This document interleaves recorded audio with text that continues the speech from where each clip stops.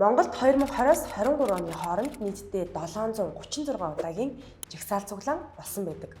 За үүнээс томоохон хэмжээний жагсаал 5 удаа болж нийтдээ 20,000 гаруй иргэд оролцсон гэдгийг Global Protest Tracker дээр тэмдэглэсэн байна. За эдгээр үедэд яг ямар жагсаал болсныг эргүүлээд ухраагаад харах юм бол 2021 онд ерөнхий сайдыг огцруулсан 5 чигтээ эйжент жагсаал мөн тэр ондоо дахиад нөв наадам жагсаал болсон. За дараа жил нь болохоор ажиллаа хий Монголдоо сайхан амьдрий тэгээд нүүрсний хулгайн жагсаал. За нүүрсний хулгайн жагсаалыг л гэхэд ухраагаад харах юм бол улсаас 40 их найдын хулгай хийсэн хулгайчдын нэрсийг зарласан гэж ялалтын туг далбаа намруулах боловч яг үнэндээ 128 хүнийг яллагчаар татаж ердөө 4 хүнд л хариуцлага тооцсон. Цаана нь улсаас авсан тэр их хохирлыг хэн яаж барагдуулах нь тодорхойгүй хэвээр. Тэгээд зогсохгүй дундаж цалинг нэмэх, үнийн өсөлтийг бууруулах, татвар нийгмийн даатгалын хэмжээг багасгах, авилгыг бууруулах зэрэг олон асуудлуудаар жигсэж байсан ч эдгээр шаардлагууд биелэгдээгүй.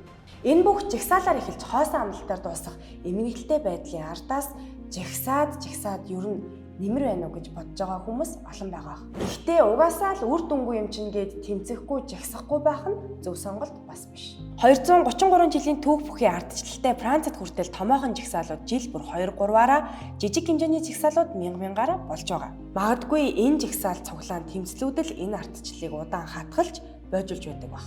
Нөгөө талаас бид төрийн байгууллагуудын гүйцэтгэлийн ёс зүйн гээд олон алдаа дээр хариуцлага тооцох солих ажлыг хийх ёстой. Яг ингэж ярингууд солиод ч нэмэргүй. Угаасаа яг адилхан хүмүүс ардаас нь гараад ирнэ гэд бүгд ярьдаг. Гэхдээ ингэж итгүүлэх нь хүртэл өөрөө эрх баригчдын хүсэл бөгөөд энэ нь эргээд сонгуульд, ардчлалд эсвэл парламентын гүйцэтгэх засаглалтаа хариуцлага тооцох чадварт итгэлгүй болгох оролдлого байж болох. Эцэст нь гэж хэлэхэд өмнөх жагсаалуудаас олж авсан үр дүнгуудээ бид одоо чамлж байж болох ч хэдтээ энэ бидний ардчлалыг хамгаалж үлдэх гол дархлаач байж болох юм. Норог спешиал соёлоо.